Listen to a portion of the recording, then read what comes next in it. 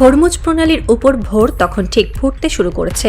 আকাশের রং এখনো নীল ধূসর, যেন রাতের শেষ নিঃশ্বাসটুকু আঁকড়ে ধরে আছে।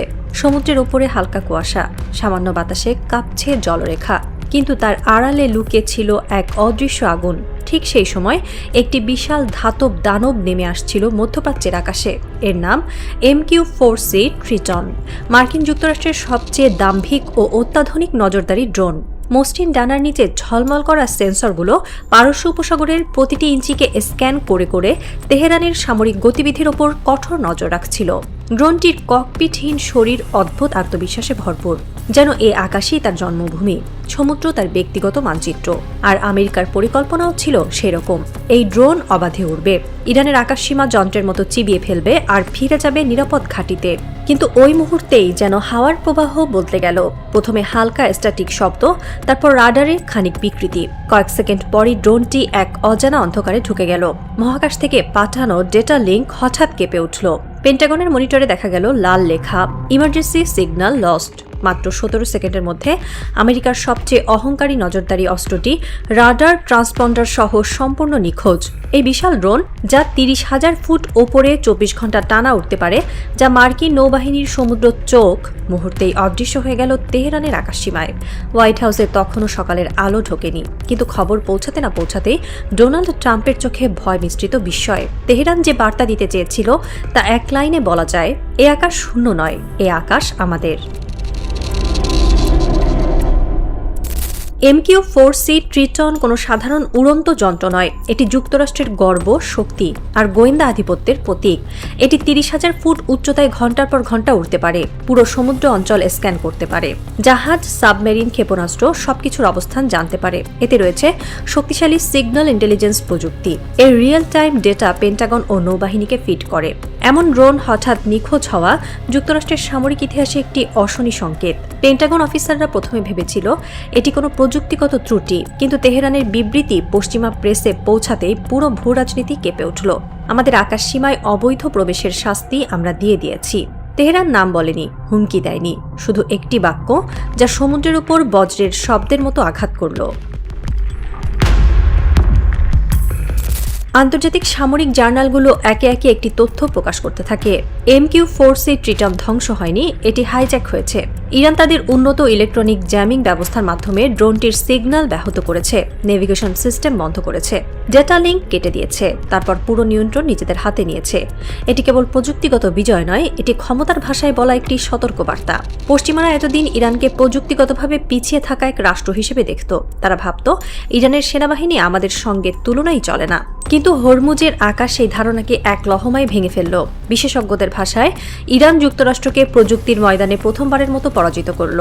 ড্রোন ভ্যানিশ হওয়া মানে শুধু একটি যন্ত্র হারানো নয়, এটি গোয়েন্দা আধিপত্যের ওপর আঘাত, আর তেহরান এই আঘাত দিয়েছে নিখুঁতভাবে। বিশ্বের রপ্তানিকৃত তেলের একটি বিশাল অংশ যায় হরমুজ প্রণালী দিয়ে। প্রতিদিন প্রায় 30% গ্লোবাল অয়েল সাপ্লাই এই সরু জলধারার উপর নির্ভরশীল। মানচিত্রে যত সরু দেখায়, রাজনীতিতে এটি তার চেয়ে হাজার গুণ বিস্ফোরক। এখানেই যুক্তরাষ্ট্র চায় নিয়ন্ত্রণ, আর এখানেই ইরান বহুদূরে গিয়ে। 2019 সালেও ইরান এখানে একটি বিশাল মার্কিন ড্রোন ভূপাতিত করেছিল। এবার তারা আরও উন্নত প্রযুক্তি ব্যবহার করে ড্রোনকে নিখোঁজ করল, যা আরও গভীর বার্তা দেয়, হরমুজের চাবি আমাদের হাতে। আমেরিকার সবচেয়ে শক্তিশালী বিমান বাহিনী রণতরীও এই সংকীর্ণ পথ অতিক্রম করে যেতে ভয় পায়, কারণ তেহরান চাইলে একটি মিসাইল, একটি ড্রোন, একটি জাহাজ দিয়ে বিশ্ব অর্থনীতিতে ধাক্কা দিতে পারে। ওয়াশিংটন জানে তেহরানকে রাগানো মানে বিশ্ববাজারে তেলের দামে আগুন লাগা। ড্রোন ভ্যানিশ হওয়ার ঘটনা একদিনের নয়, তার পেছনে আছে দীর্ঘ আড়াল যুদ্ধ। যুক্তরাষ্ট্র ও ইসরায়েল গত কয়েক বছরে মধ্যপ্রাচ্যে ছায়া হত্যা চালাচ্ছে। হিজবুল্লাহ প্রধান হাসান নাসরুল্লাহ, হামাস নেতা ইসমাইল হানিয়া অনেকে তাদের লক্ষ্যবস্তু হয়েছেন। ওয়াশিংটনের ধারণা ছিল যদি তেহরান সমর্থিত ফ্রন্ট দুর্বল হয় তাহলে ইরানের নেতৃত্ব ভেঙে পড়বে, কিন্তু বাস্তব প্রমাণ করল এটি ছিল ভয়াবহ ভুল হিসাব। ইরানের সর্বোচ্চ নেতা আয়াতুল্লাহ আলী খামেনি এমন একটি কাঠামো নির্মাণ করেছেন যা পশ্চিমাদের সমস্ত পরিকল্পনা ব্যর্থ করে দিয়েছে। আন্তর্জাতিক সংবাদ মাধ্যমগুলো জানায় ইরানের রাষ্ট্র কাঠামো এখন আগের চাইতে আরও শক্তিশালী। মাসের পর মাস ধরে তেহরানের শীর্ষ নিরাপত্তা পরিষদ একটি মাস্টার প্ল্যান কাজ করছে। এর কেন্দ্রবিন্দুতে রয়েছেন আলী লারিজানি, জাতীয় নিরাপত্তা প্রধান। যদি সর্বোচ্চ নেতা খামেনির ওপর হামলা হয় বা রাষ্ট্র হঠাৎ শূন্য অবস্থায় পড়ে, তবুও দেশ এক মুহূর্তের জন্য অচল হবে না। ইরান 4 স্তরের উত্তরাধিকার পরিকল্পনা তৈরি করেছে। প্রতিটি কেন্দ্রীয় পদে আগেই নির্ধারিত রয়েছে 4 জন উত্তরসূরি। অর্থাৎ যেকোনো হামলা, হত্যা বা বাইরে থেকে ধ্বংসাত্মক চক্রান্ত কোনো কিছুতেই রাষ্ট্রযন্ত্র থামবে না। এটি এমন এক কাঠামো যা পশ্চিমা গোয়েন্দাদের রাতের ঘুম হারাম করে দিয়েছে। এদিকে হোয়াইট হাউস এক অদ্ভুত বিশৃঙ্খলার মধ্যে রয়েছে। প্রেসিডেন্ট ডোনাল্ড ট্রাম্প একদিকে কঠোর ভাষায় হুমকি দিচ্ছেন, অন্যদিকে পেন্টাগন সরাসরি যুদ্ধ এড়িয়ে যাচ্ছে। জাহাজ মোতায়েন, যুদ্ধবিমান উড্ডয়ন, তীব্র ভাষায় নিষেধাজ্ঞা সব হচ্ছে, কিন্তু যুক্তরাষ্ট্র নিজেই জানে না তাদের চূড়ান্ত লক্ষ্য কি। তারা কি সীমিত হামলা চাইছে, নাকি ইসরায়েলের হয়ে ইরানের পরমাণু কর্মসূচি শেষ করতে চায়, নাকি সরকার পরিবর্তনের পুরনো স্বপ্ন পূরণ করতে চায়? ওয়াশিংটনের কোনো উত্তর নেই। পররাষ্ট্রনীতির এই বিভ্রান্তি মার্কিন ইতিহাসেও বিরল। খামেনি এক বক্তব্যে বলেন, আমেরিকায় এমন কোনো শক্তি নেই যা ইরানকে ধ্বংস করতে পারে। এটি শুধু বাক্য ছিল না, হরমুজের আকাশে MQ-4C ট্রিটনের পরিণতি এই বাক্যকে বাস্তবে পরিণত করেছে।